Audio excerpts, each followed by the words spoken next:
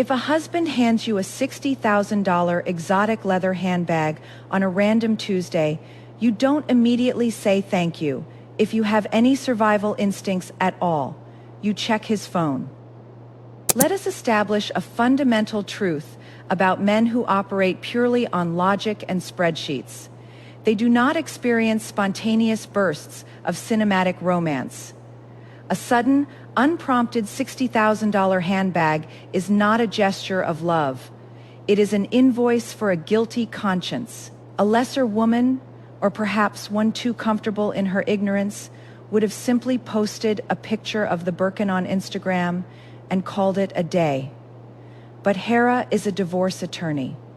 She knows that extravagant, out-of-character gifts are the corporate equivalent of hush money. The brilliance here isn't just her suspicion, it is her absolute refusal to let the shiny object blind her to the audit happening in the background.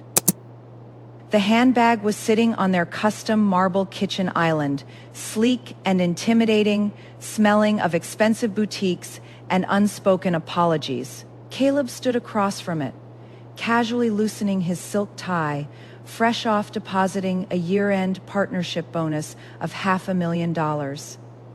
He poured himself a splash of bourbon, the ice clinking against the crystal glass in the quiet, perfectly curated kitchen. He looked at Hera, his eyes crinkling at the corners with that signature golden boy charm that won over juries and corporate boards alike. "Do you like it, babe? I saw it in the window and just thought of you. You deserve it. You're the most important person in my life." Hera's smile froze, just for a fraction of a second, before she forced the corners of her mouth to stay elevated. "You're the most important person in my life." That was the 9th time he had said that exact phrase this month. Hera kept track. Not because she was paranoid, but because she was a lawyer, and lawyers live and die by patterns. Caleb was not a poet. He was a type A, hyper-organized corporate attorney who thrived on structure and predictability. He was the kind of man who scheduled his haircuts 3 months in advance. 10 years ago, when they first started dating, Hera had accidentally stumbled upon an Excel spreadsheet on his laptop. It was literally a project management tracker for courting her. Phase 1, 3 casual coffee dates. Phase 2, upscale dinners and exclusive commitment. Phase 3, meet the parents. At 23, she had found it endearing. A little robotic, sure, but sweet. He was a man who operated entirely on logic and execution. He didn't do spontaneous outpourings of emotion. He didn't drop the price of a luxury sedan on a handbag just because it was Tuesday. So, what was this sudden, overwhelming tidal wave of affection covering up? "It is beautiful, Caleb," Hera said smoothly, running a manicured finger over the textured leather. "Thank you, really, it is a lot." "Nothing is too much for you," he replied, taking a sip of his drink. His phone buzzed in his pocket. He pulled it out, glanced at the screen, and his posture subtly shifted. The relaxed droop of his shoulders tightened. "I need to take this. It's a late-night conference call with the London office. I'll just be out on the patio." "Take your time," Hera said, her voice a steady, calm hum. She watched the heavy glass door slide shut behind him. He stepped out into the cool evening air, pacing the length of the patio, his free hand running nervously through his hair. Hera turned her attention to the dining table. Caleb had carelessly tossed his Italian leather briefcase onto the chair, and a thick manila folder had slid halfway out, resting on the mahogany surface. Usually Hera wouldn't care. They both respected the attorney-client privilege of each other's work. She handled high-stakes, messy divorces for wealthy women. He handled corporate mergers. They operated in completely different legal universes. Caleb hadn't seen the inside of a family court in over 5 years. He considered divorce law beneath his pay grade. But the tab on the folder caught her eye. It wasn't a corporate entity, it was a name. Isabella Vance. The air in Hera's lungs suddenly felt very thin. She knew that name. Every woman knows the name of the ghost that haunts her husband's past. Isabella was Caleb's high school sweetheart, the fragile, teary-eyed blonde who had broken his heart a decade ago to marry a local contractor because her parents thought the guy was a safer financial bet. Hera walked over to the table. Her heart was beating a slow, heavy rhythm against her ribs. She flipped open the cover of the folder. It was a divorce petition. Caleb was personally representing Isabella Vance. That alone was a massive red flag. But as Hera's eyes scanned the legal jargon, the red flag burst into flames. In a standard divorce involving a stay-at-home mother and an abusive, controlling husband, which the notes indicated Isabella's husband was, a good lawyer fights tooth and nail for alimony, child support, and a heavy split of the marital assets. But Caleb's handwritten notes in the margins of the petition were entirely different. He had violently crossed out spousal support. He had slashed through 50/50ths asset division. Instead, he had written one word, underlined 3 times, in aggressive black ink, immediate dissolution. He was advising Isabella to walk away with nothing. No money, no house, no support. Just a clean, lightning-fast break. Hera stared at the ink. Caleb was a shark. He never left money on the table. Why would he let Isabella walk away penniless from a 10-year marriage? Unless she didn't need the money. Unless someone else was already preparing to fund her life. Hera looked up, her gaze piercing through the glass door to the patio. Caleb was still on the phone, his face intense, his voice low and urgent. He wasn't talking to London. The $60,000 bag on the counter suddenly made perfect, sickening sense. It wasn't a gift, it was a severance package. A cold, sharp clarity washed over Hera. She wasn't going to cry. Tears were for women who didn't know how to destroy a man. She was a divorce attorney, and her husband had just handed her the first piece of evidence on a silver platter. You're overthinking this, Hera. Men are stupid. Yes, but Caleb isn't self-destructively stupid. Sarah's voice buzzed through the phone speaker, accompanied by the muffled sound of downtown traffic. As Hera's best friend of 15 years, Sarah considered it her solemn duty to play devil's advocate before allowing Hera to go scorched earth. He's a lawyer, Sarah reasoned.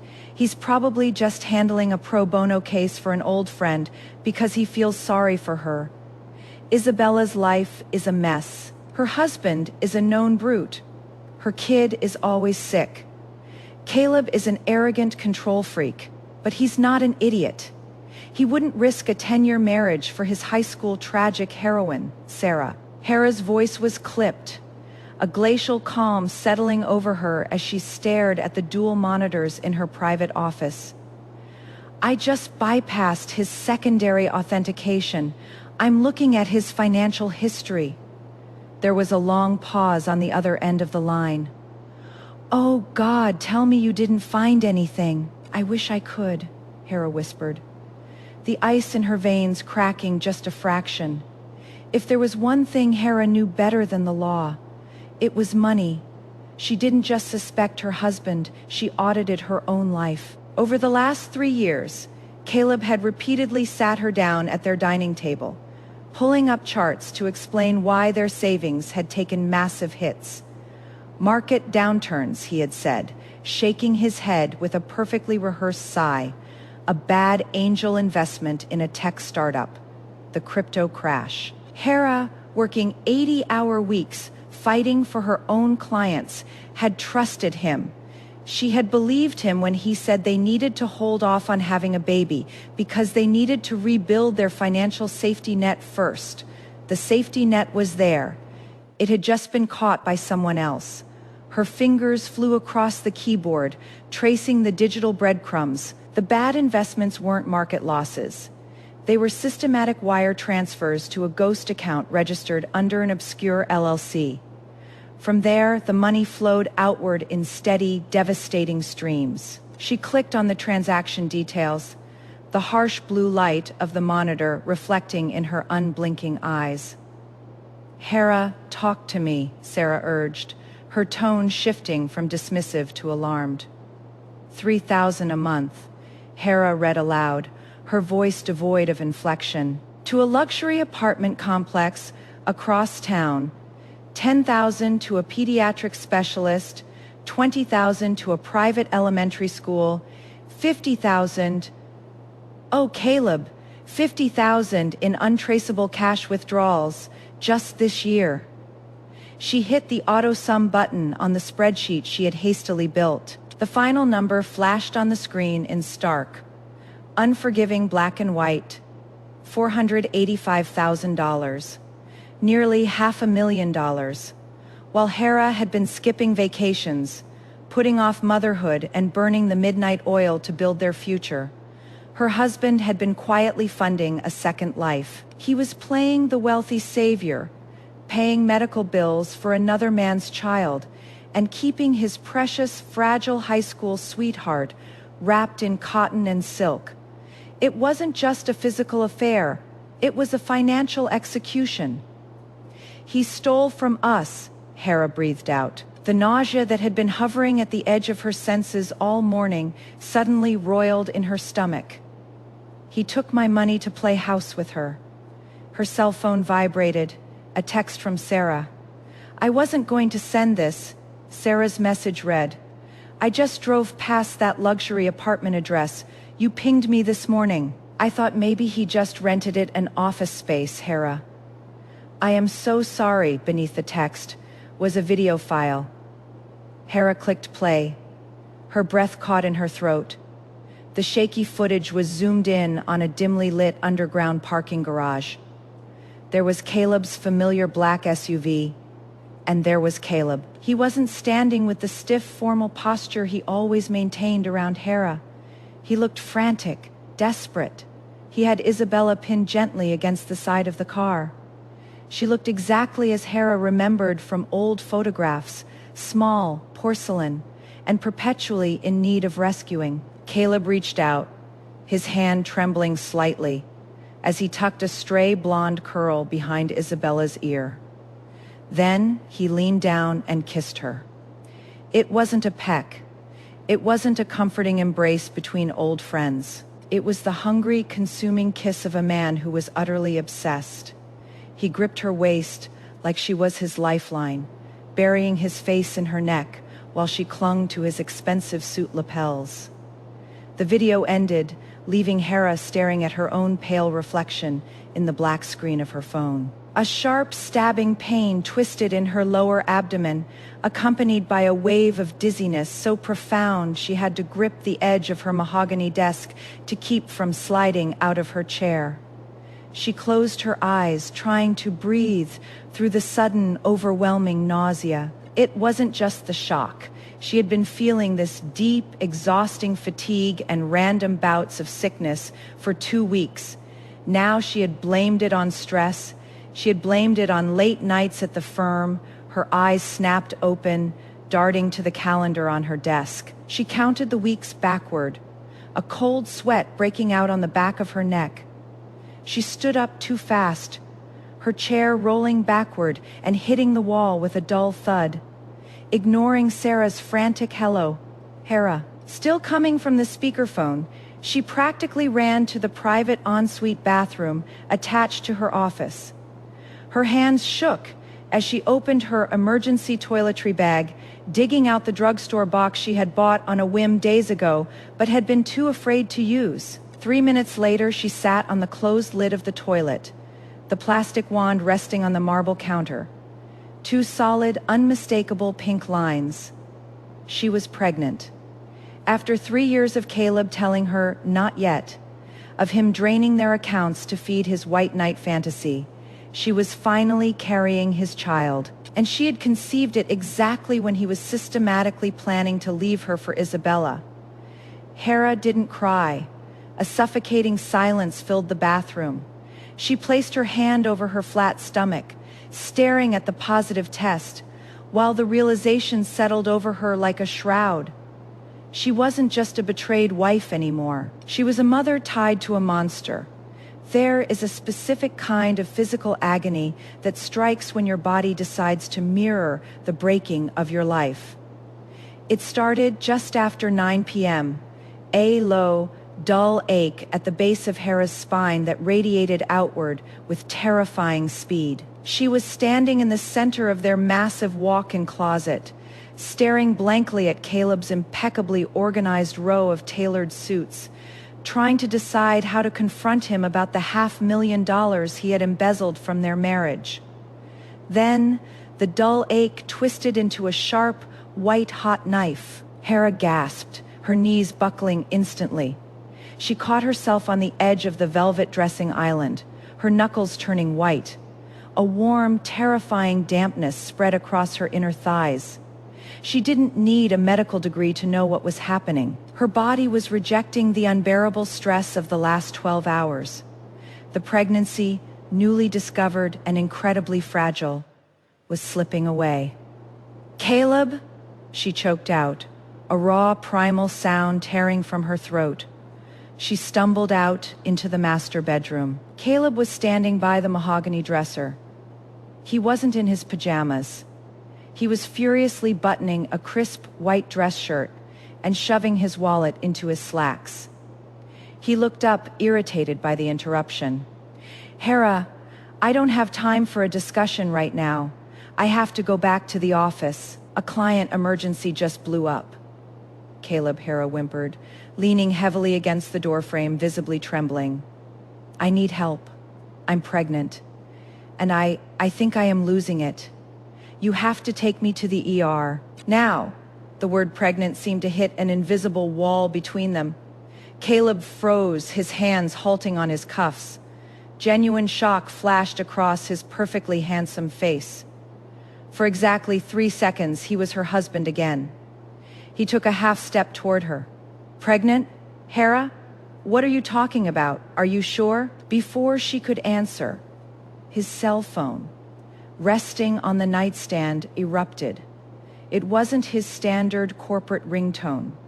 It was a frantic, specialized alarm he had set. Just for her, Isabella. Caleb's eyes instantly darted away from his bleeding wife and locked onto the glowing screen.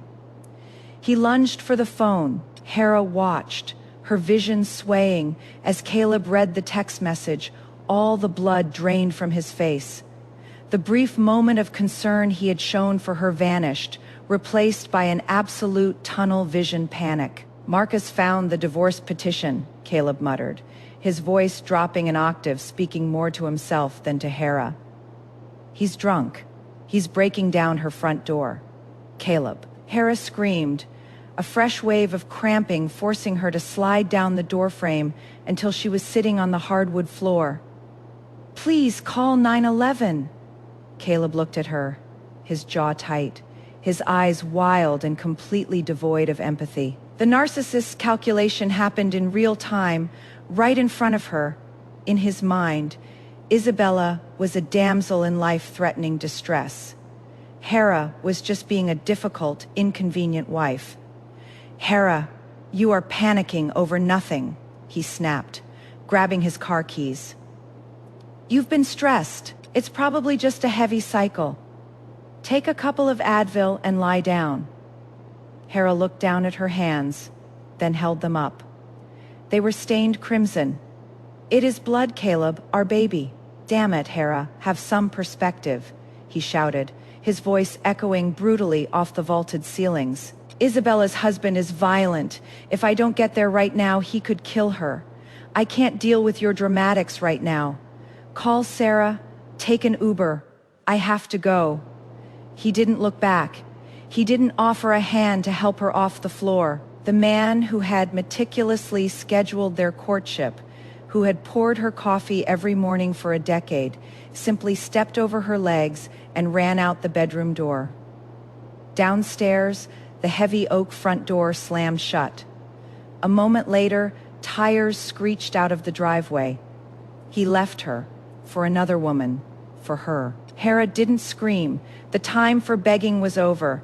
With agonizing slowness, she dragged herself to her discarded phone and dialed Sarah's number. The next 4 hours were a blur of sterile, unforgiving white lights, the chaotic beeping of monitors, and the cold slide of ultrasound jelly on her stomach. Sarah had practically carried her into the emergency room, screaming for a doctor. But no amount of volume could change the biology of a broken heart. The on-call gynecologist, a soft-spoken woman with tired eyes, turned the monitor away from the bed. "I am so sorry, Hera," she murmured. "There is no heartbeat." When dawn finally broke, painting the hospital room in weak, gray light, Hera was awake. She was hooked up to an IV pail and entirely motionless. Sarah was asleep in the uncomfortable vinyl visitor's chair, her face streaked with dried mascara from crying for the baby Hera had lost. But Hera wasn't crying. She placed her hand over her empty womb. The crushing, suffocating grief that had drowned her the night before had evaporated, leaving behind something utterly terrifying. Clarity. Caleb hadn't just cheated. He had funded his mistress with Hera's money, discarded her in her most vulnerable moment, and let their child die to play savior to a woman who had never worked a day in her life. The man she had loved was dead to her. The golden retriever was a rabid dog. And there was only one way to deal with a rabid dog. Hera sat up slowly, wincing as the IV line tugged at her skin. She reached for her phone on the tray table. No tears, no hesitation. She opened a secure browser and started drafting a temporary restraining order on every single financial asset she and her husband owned. If Caleb wanted to play the White Knight, she was going to burn down his entire kingdom. The banking system of the United States opens its digital doors at exactly 9 a.m. on the East Coast. At 8:58 a.m., Hera was not in bed recovering. She was sitting at the glass conference table in the senior partner's suite of her law firm, wearing a borrowed, oversized cashmere sweater of Sarah's and drinking black tea. She looked pale, her eyes shadowed with exhaustion, but her hands on the laptop keyboard were perfectly steady. Sarah paced the length of the boardroom, her phone pressed to her ear as she barked instructions at a junior paralegal. Hera had refused to go back to the house. The house was a crime scene of her marriage. Instead, she had directed Sarah to drive her straight to the firm. "Hera, are you absolutely sure you don't want to just sleep for a few hours?" Sarah asked, hanging up the phone and looking at her friend with deep concern. "The emergency ex parte motions are filed. The judge is a friend of the firm. He signed off 20 minutes ago based on the dissipation of marital assets."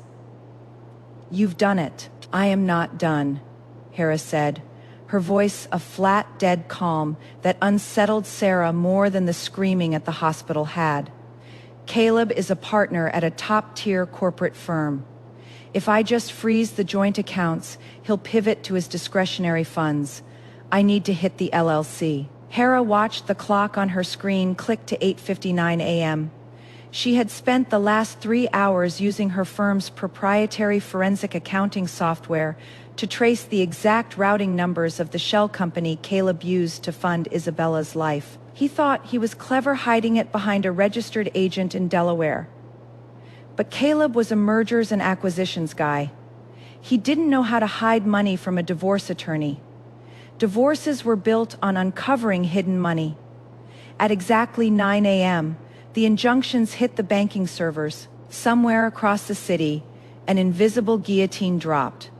The joint checking account frozen. The shared investment portfolios locked.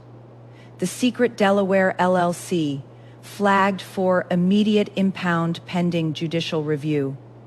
Hera closed the laptop with a soft click. Now we wait. She didn't have to wait long. At 9:45 a.m., Hera's phone lit up. The caller ID flashed Caleb's face, a handsome, smiling photo from their vacation in Amalfi 2 years ago. The sight of it made her stomach turn. But she took a slow breath, categorized the emotion, and pushed it into a dark box in her mind. She tapped the screen and put him on speakerphone. "Hera." Caleb's voice was frantic, breathless, and laced with a terrifying edge of anger. "Where the hell are you?" "I came by the hospital and they said, you discharged yourself. Why didn't you wait for me?" He didn't ask how she was. He didn't ask about the baby. He asked why she hadn't waited for him. This is the anatomy of a narcissist in freefall. Caleb's wife has just suffered a catastrophic trauma. A miscarriage he essentially triggered by abandoning her for his mistress. And his opening line is a complaint about her lack of compliance. He is not calling to check on Hera's pulse. He is calling to check on his platinum card. The sheer audacity of a man who believes his financial inconvenience is more pressing than his wife's medical emergency is staggering. But this is exactly why Hera's response is so lethally effective. She doesn't scream at his lack of empathy. She simply speaks to him in the only language he actually understands, the sound of tumbling assets. "I had things to do, Caleb," Hera said, her tone smooth and completely devoid of warmth. There was a loud, chaotic background noise on his end, the unmistakable ambient sound of a high-end hotel lobby. "Things to do, Hera. You had a medical emergency. Look, I am sorry about last night. Okay, Isabella's husband completely lost it. I had to get her out of the house. It was a life-or-death situation."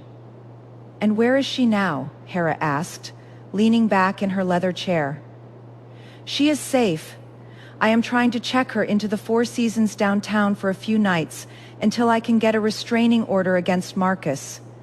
But Hera, something is wrong with the bag." Sarah, standing across the room, covered her mouth with both hands to stifle a vicious, triumphant laugh. "Oh," Hera asked mildly, "what is wrong with the bank, Caleb?" "My black card just declined at the concierge desk," he hissed, his voice dropping into a furious whisper to avoid causing a scene in the lobby. "It is humiliating. I tried the joint platinum card, declined. I even tried to wire funds from the secondary business account, and the app is telling me I don't have authorization. Did someone steal our identity?" "No," Hera said. "Nobody stole our identity." A heavy, suffocating silence fell over the line. The gears in Caleb's hyperlogical, brilliant legal mind were suddenly grinding to a halt, struggling to process a variable he hadn't accounted for. "Hera," Caleb said slowly, the panic bleeding out of his voice, replaced by a cold, dawning dread. "What did you do?" "I audited you," she stated simply. "And then I filed an emergency ex parte injunction for the immediate freezing of all marital assets due to gross financial dissipation. The judge saw the $500,000 you funneled to Isabella Vance over the last 3 years and signed it immediately. You looked through my private files," Caleb exploded, his voice echoing through the speaker. "Hera, you had no right. That is confidential. You left a paper trail a first-year law student could follow. Caleb, you paid her rent. You paid her child's tuition. You bought her groceries with money. You told me we were saving for our future." Hera's voice finally hardened, the ice cracking to reveal the lethal steel underneath. "You used my income to fund your mistress, so now you have nothing." "Hera, listen to me. You are being hysterical." Caleb backpedaled, trying to assert his usual dominant, calming courtroom tone. "You've had a traumatic night. You are not thinking straight. Unfreeze the accounts right now. Isabella is standing right here crying. She has nowhere to go. We can talk about this like adults when I get home." "I am thinking clearer than I have in 10 years, Hera replied. "And you aren't coming home. The locks were changed at 8 a.m. Your clothes are in garbage bags on the front lawn. I'd suggest you go pick them up before it rains. But unfortunately, your car is in both our names, and I just reported it stolen. You did what? Enjoy the Four Seasons, Caleb. Oh wait, you can't. Hera ended the call. She didn't block his number. A good lawyer always lets the opposition create an abusive text record to present to the judge later. She looked up at Sarah. Call the firm's PR department. I want a private investigator tailing him by noon. If he so much as buys her a coffee with loose change, I want it documented. The lobby of the Four Seasons was a cathedral of marble and quiet wealth. The kind of place Caleb felt he belonged by birthright. But right now, he was sweating through his bespoke suit, and the polite smile of the concierge was starting to look like a sneer. I apologize, Mr. Sterling, the young woman said, sliding his platinum card back across the polished counter with 2 fingers. Code 05, do not honor. Beside him, Isabella was shivering, clutching her thin cardigan around herself. Caleb, people are staring, she whispered, her eyes darting around the lobby like a frightened deer. You said you handled this. You said she was just being emotional. She is being emotional, Caleb snapped. Louder than he intended. He saw a well-known tech CEO glancing over from the lounge area and immediately lowered his voice. It's a glitch, Isabella. Hera is throwing a tantrum with the joint accounts. I just need to make a call. He grabbed Isabella's elbow, perhaps a little too firmly, and steered her toward a secluded alcove near the elevators. Stay here, he ordered. Don't talk to anyone, Caleb paced away, loosening his tie. He was furious. Yes, but he wasn't worried. Not really. Hera was a formidable divorce attorney. Sure, but she operated in family court, a sandbox compared to the titans he wrestled with in corporate mergers. He was a rainmaker at Whitman and Sterling. He generated millions in revenue. He had leverage. He dialed the private line of Marcus Whitman, the firm's managing partner and his mentor of 12 years. Marcus had bailed him out of a DEI in law school. Marcus was the godfather to the children Caleb and Hera were supposed to have. Marcus would shut this down. Caleb Marcus answered on the second ring. His voice was uncharacteristically stiff. Marcus, thank God, Caleb exhaled, leaning his forehead against the cool glass of a window overlooking the city. Listen, I have a situation.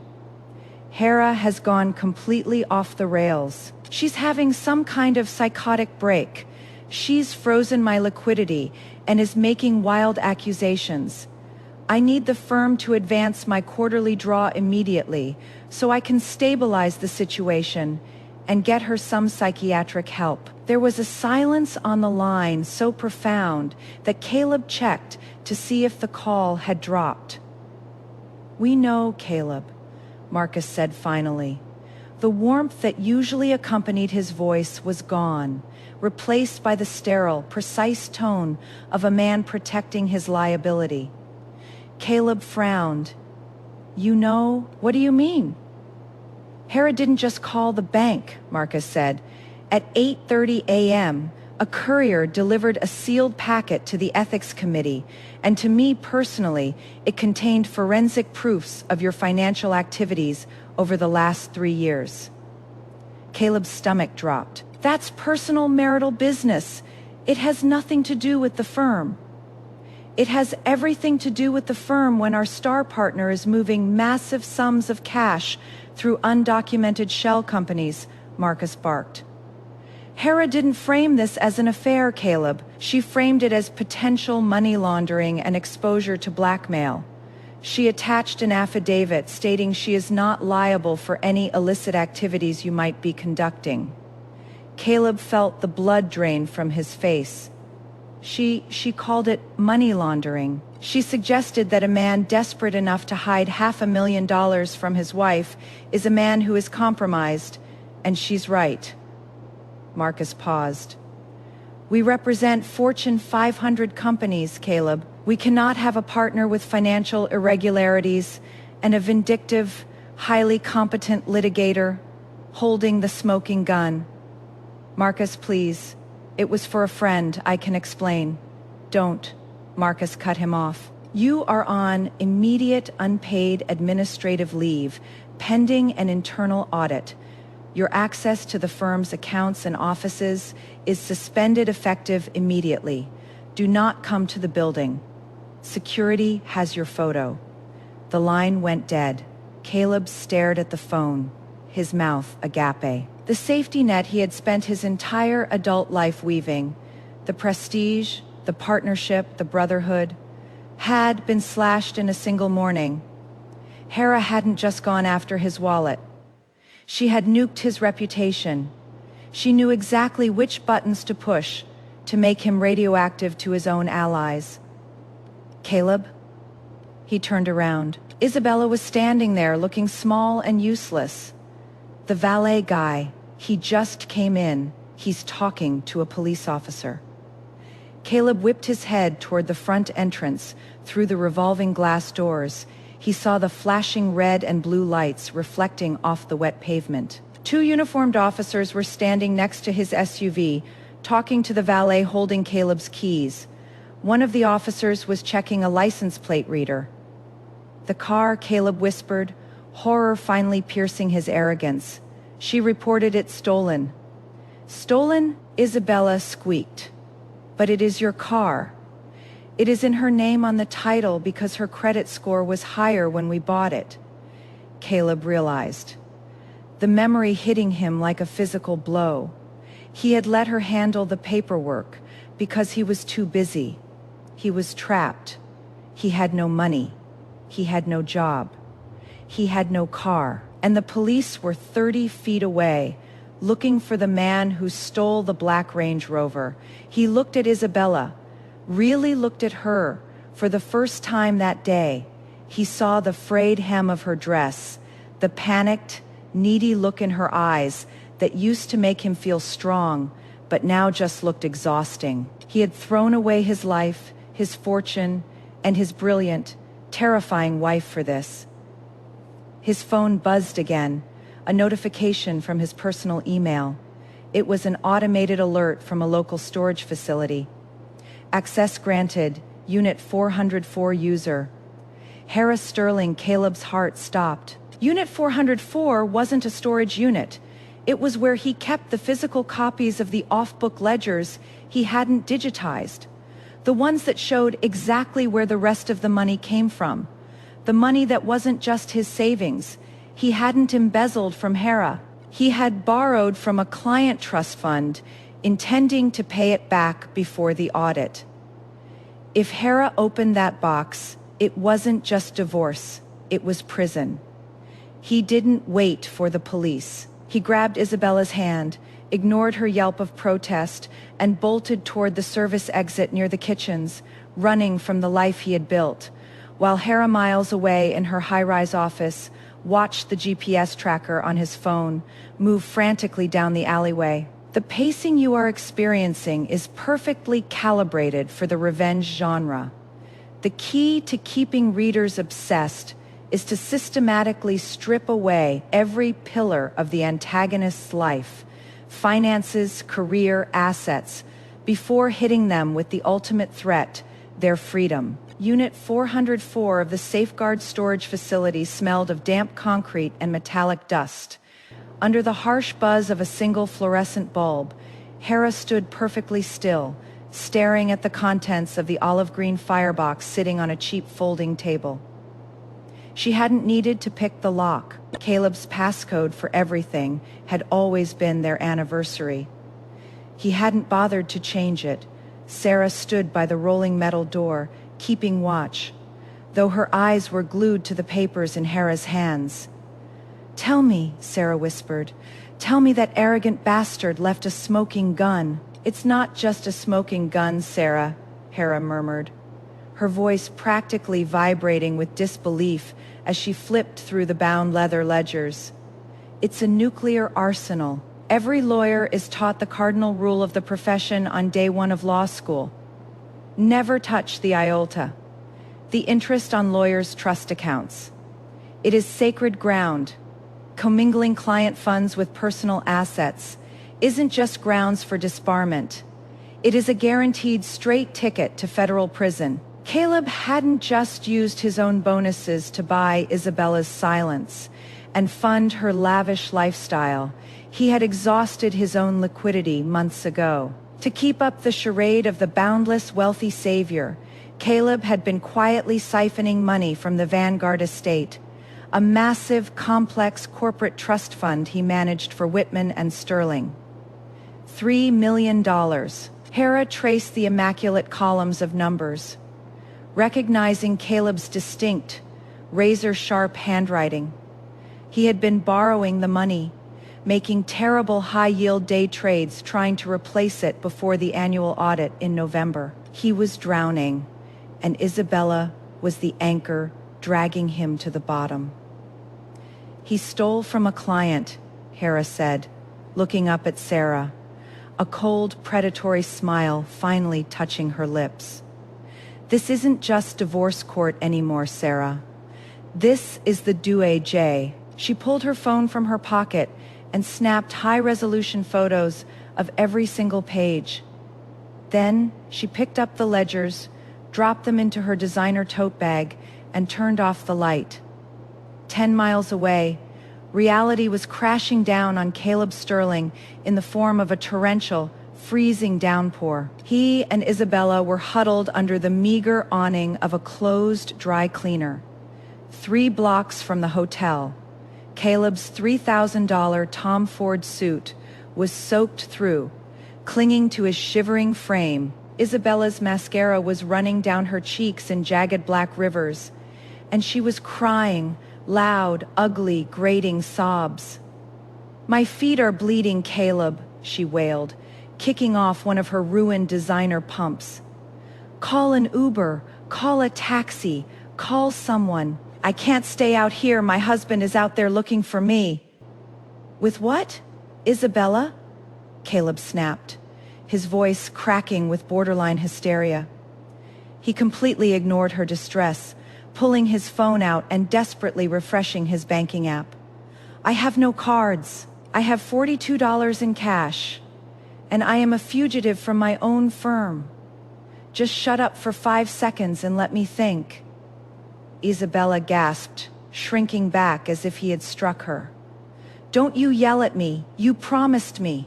You said you were leaving her, that you had the money to protect me from Marcus. You are treating me just like he does."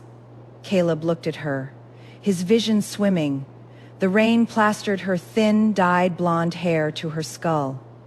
In the gloom of the alley, stripped of the expensive restaurants and the thrill of the illicit affair, she didn't look like a tragic muse. She looked pathetic. She was a black hole of need, and he had thrown his entire life into it. "I stole for you," he whispered, the horrifying truth slipping past his lips before he could stop it. Isabella stopped crying. "What?" His phone vibrated in his hand. The caller ID glowed in the dim light. Hera. Caleb's thumb hesitated over the screen. His heart hammered against his ribs like a trapped bird. Slowly, with trembling fingers, he swiped to answer and lifted the phone to his ear. "Hera," he choked out, the arrogance entirely stripped from his voice. He sounded like a frightened child. "Please, please don't do this." "Do what, Caleb?" Hera's voice was crystal clear, utterly unaffected by the panic radiating from him. "Report a felony to the State Bar Association, or forward these fascinating Vanguard estate ledgers to the Federal Bureau of Investigation." Caleb closed his eyes. The rain hitting his face felt like ice. "Hera, if you take that to the police, I go to prison."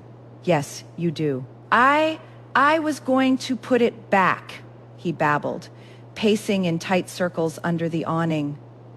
"I swear to God, Hera, I was going to replace the funds before the November audit. Just give me the ledgers. We can figure this out. We are a team." If I go to prison, my assets are seized. You get nothing in the divorce." A stark, chilling laugh echoed through the receiver. "I don't want your tainted money, Caleb," Harris said smoothly. "I make my own. I have drafted a marital settlement agreement. It stipulates that I keep the house, my firm's equity, all of the remaining untainted joint liquidity, and you assume 100% of the marital debt. I can't sign that. I'll be destitute. And," Hera continued, ignoring his outburst entirely, "you will draft a formal letter of resignation to the state bar, surrendering your license to practice law, effective immediately." "Hera, my career is all I have left," Caleb screamed, drawing the attention of a passerby across the street. "You can't take my license. You have until 5 p.m. today to meet my courier at the coffee shop across from my office. Sign the papers and surrender your license," Hera said, her voice dropping to a terrifying, absolute whisper. "If you are 1 minute late, the ledgers go to the FBI. The bank records go to Isabella's husband's divorce attorney, and I will personally watch them put you in handcuffs." "Hera, wait. Are you still standing in the rain, Caleb?" she asked softly. He froze. "How do you know it is raining?" "Because you left your location sharing on," Hera replied. "The weather app says it is downpouring on 4th Street. You should really find some shelter. I hear pneumonia is terrible in federal lockup." Click. Caleb lowered the phone slowly. He stared blankly at the brick wall of the dry cleaner. Isabella tugged at his soaked sleeve, her voice high and whiny. "Who was that? Was that her, Caleb? Tell me you have a plan. Tell me you can fix this." Caleb turned his head and looked at the woman he had destroyed his life for. "I have exactly $42, he said, his voice completely dead. "I suggest you use it to buy a bus ticket as far away from me as possible." The analog clock on the wall of Laura Cafe ticked relentlessly toward 5 p.m. Caleb sat in a corner booth, staring at his reflection in the dark, untouched surface of a $5 black coffee he had paid for with crumpled singles. He looked like a corpse. His bespoke suit had dried stiff and wrinkled, smelling of damp wool and city smog.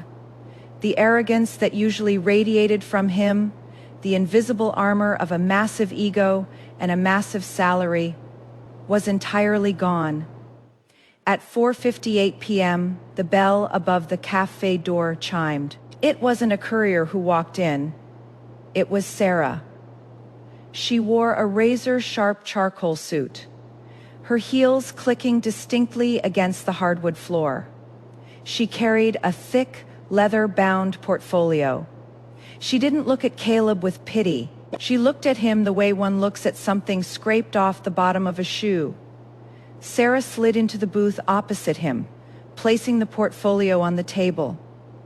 She didn't offer a greeting. She simply extracted a silver Mont Blanc pen, a gift Hera had bought Caleb for his promotion, and laid it cleanly next to a stack of meticulously drafted legal documents.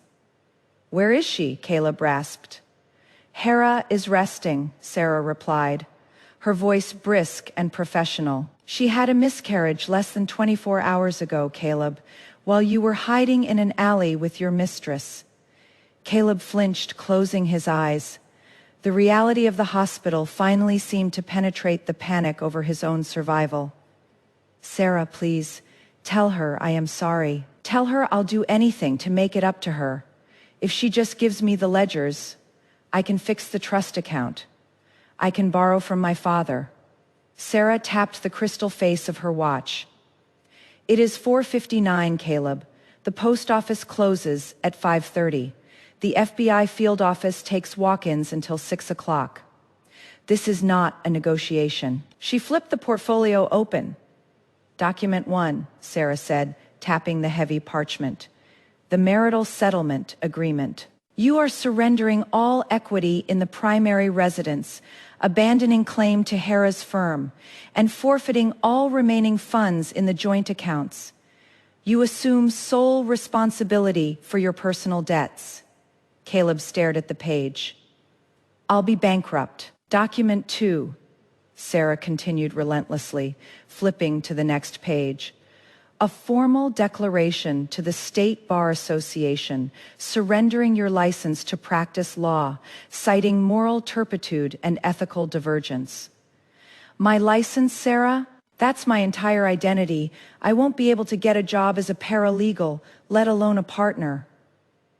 And document 3, Sarah said, ignoring him completely. A confession of judgment, stating that you acted alone in all financial manipulations, completely severing Hera from any liability regarding your creative accounting with the Vanguard estate. If I sign these, Caleb said, his voice trembling as he picked up the silver pen, she destroys the photos of the ledgers.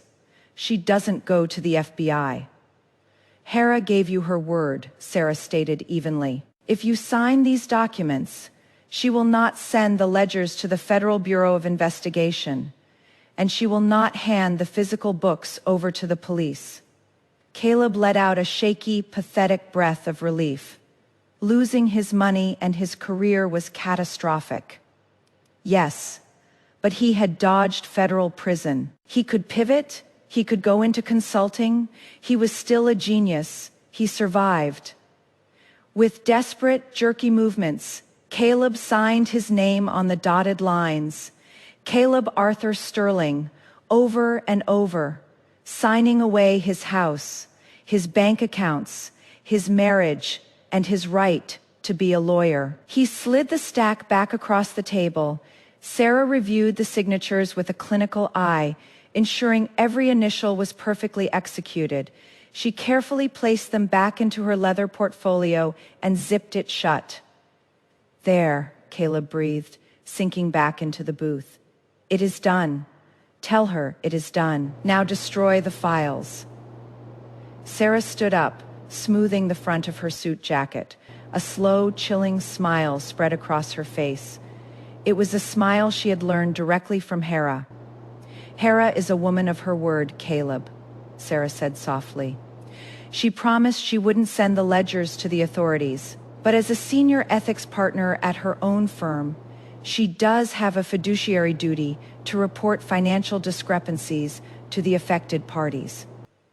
Caleb's heart stalled in his chest. What do you mean? She didn't send the ledgers to the FBI, Sarah said, leaning in slightly. But at 2 p.m. today, she messaged a courier to deliver the keys to storage unit 404 directly to Marcus Whitman, along with an anonymous tip about the Vanguard estate accounts.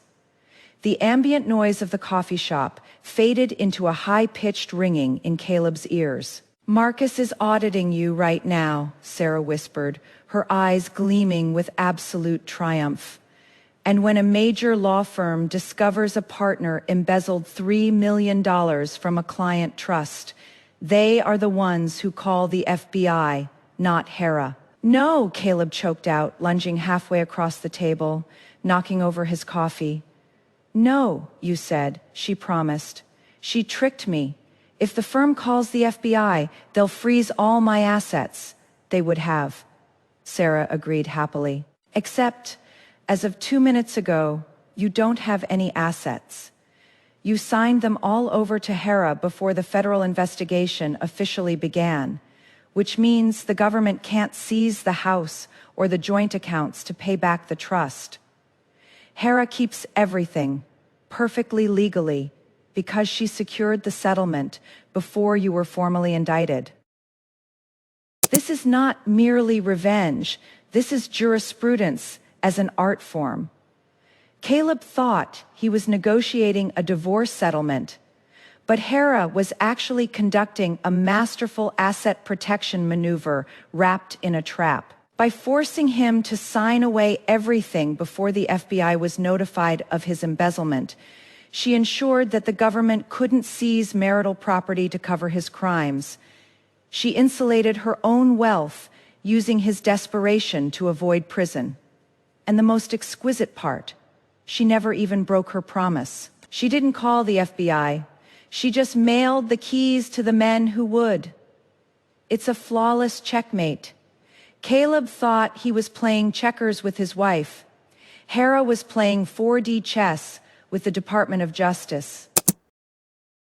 Caleb sat perfectly still. The trap had closed. It wasn't just airtight. It had been engineered to use his own desperation to protect Hera's wealth from the blast radius of his crimes. "She set me up," he whispered, a tear of absolute broken despair finally spilling over his eyelashes. "She took everything, and she is letting Marcus throw me to the wolves." "You killed her baby, Caleb," Sarah said, her voice dropping all pretense of professional courtesy, plunging into venomous hatred. "Did you really think she was just going to take the house?" Sarah turned on her heel and walked out of the cafe, the bell chiming merrily behind her. Through the glass window, Caleb watched her cross the street and enter the towering glass building opposite the cafe. He sat there, covered in spilled coffee, waiting for the inevitable moment when the sirens in the distance would finally come for him. 6 months later, the view from the corner office of Sterling and Hayes was breathtaking. Perched on the 42nd floor, it offered an unobstructed panorama of the city skyline, the glass towers gleaming like polished diamonds in the morning sun. Hera stood by the floor-to-ceiling window, sipping a perfectly steeped Earl Grey tea from a pristine porcelain cup. She wore a tailored ivory suit that whispered quiet power. The physical scars of her hospital stay had faded. The deeper, invisible ones were still there, but they no longer bled.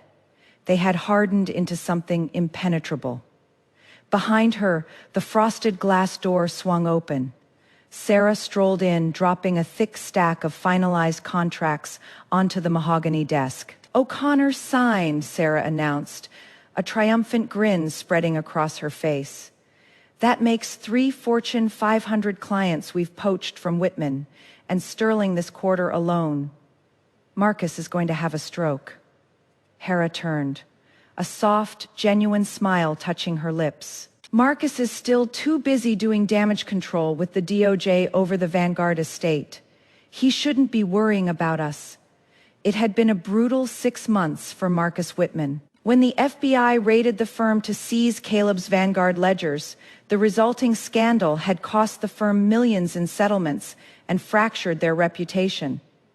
But Hera had walked away impeccably clean. Her swift preemptive divorce settlement and separation of liabilities proved she was not only completely innocent, but exceptionally shrewd.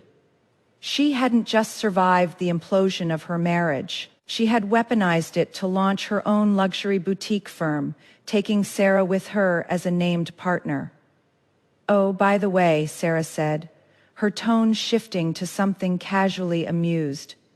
"I drove past the strip mall on 8th Avenue yesterday. I saw our old friend Isabella." Hera raised a single, perfectly sculpted eyebrow. "Did you?" Sarah nodded, leaning against the desk. She was ringing up customers at the discount pharmacy, wearing a terrible polyester vest. Apparently, when her husband's divorce attorney received those intercepted hotel receipts, they enforced a strict infidelity clause in their prenup. She got nothing, and since Caleb's assets were frozen by the feds 24 hours after he dumped her in an alley. Well, no more sugar daddy. Hera took a slow sip of her tea, looking back out at the city. She felt no malice toward Isabella anymore, just a profound, icy indifference. Isabella was a parasite who had attached herself to a dying host. She was exactly where she belonged, in the mundane, grinding reality she had tried to sleep her way out of. "Shame," Hera murmured, entirely devoid of pity. 2,000 miles away, the harsh, metallic clang of a sliding cell door echoed through the C block of the Federal Correctional Institution. Englewood inmate 87,492-054 sat on a thin, lumpy mattress that smelled faintly of bleach and stale sweat. Caleb Sterling stared blankly at the cinder block wall. His skin had taken on the pale, sickly pallor of a man who rarely saw the sun.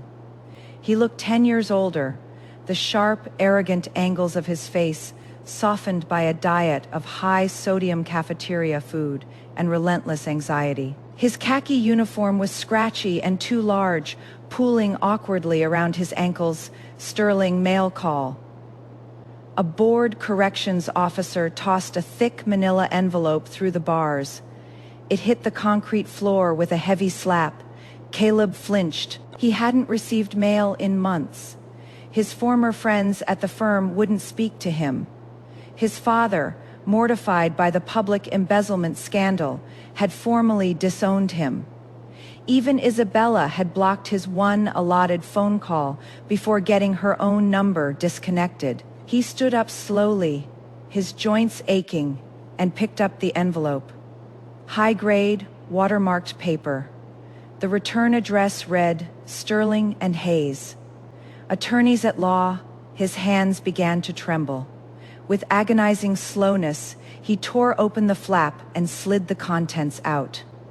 It was a copy of the final divorce decree, stamped, signed by the judge, irreversible. But there was something else tucked beneath it. A glossy, full-page clipping from the American Lawyer magazine. Caleb unfolded it. Staring back at him was a high-resolution photograph of Hera and Sarah standing powerfully side by side in their new, magnificent office. The headline across the top was bold and unforgiving. The New Titans, how Hera Sterling built the city's most ruthless litigation firm out of the ashes of Whitman's scandal. Attached to the glossy page was a small, pale yellow sticky note. The handwriting was sharp, precise, and achingly familiar. I told you the house was mine, Caleb. Now the city is too. Enjoy the concrete. H. Caleb stared at the note. He thought of his bespoke suits. He thought of his corner office, the expensive scotch, the way everyone used to look at him, as if he were a god walking among men. He thought of the $42 he had left to his name, now sitting in a frozen commissary account he couldn't even access. He had thought he was the smartest man in the room, but he had never realized that Hera owned the building. Caleb's chest tightened as a wave of absolute, crushing despair finally broke over him. He lowered his head into his hands, the glossy magazine page slipping from his fingers to the cold, dirty floor. And for the first time since the day he was born, Caleb Sterling wept. Outside, the sun continued to shine on Hera's city. Let's discuss the white knight syndrome. There is a specific, pathetic vanity in men like Caleb. They achieve massive success, build a fortress of wealth with a brilliant, equal partner like Hera, and then suddenly realize that an equal partner doesn't stroke their ego. An equal partner demands accountability. So they go looking for a damsel. They find a woman like Isabella, fragile, perpetually dramatic, and financially dependent, because rescuing someone makes them feel like a god. But playing God is expensive, and Caleb is a prime example of a man who financed his own deity complex with his wife's money. When the illusion collapsed, he wasn't standing in the rain as a tragic hero. He was just a thief with $42 and a ruined suit. What makes Hera so formidable is her absolute clinical detachment. She didn't waste her premium energy crying over Isabella's cheap polyester vest or Caleb's frantic backpedaling. She recognized that her marriage wasn't just over. It was a liability. She audited the crime scene, secured her capital, and cleanly amputated the diseased limb. Sending him the magazine clipping in prison wasn't petty. It was just the final receipt. So here is my question for you tonight. Have you ever watched someone destroy their own life trying to play the white knight for a damsel in distress? When did you realize their hero complex was actually just a cover for profound insecurity? Leave your case studies and escape plans in the comments. I read every single one, Madam Readout.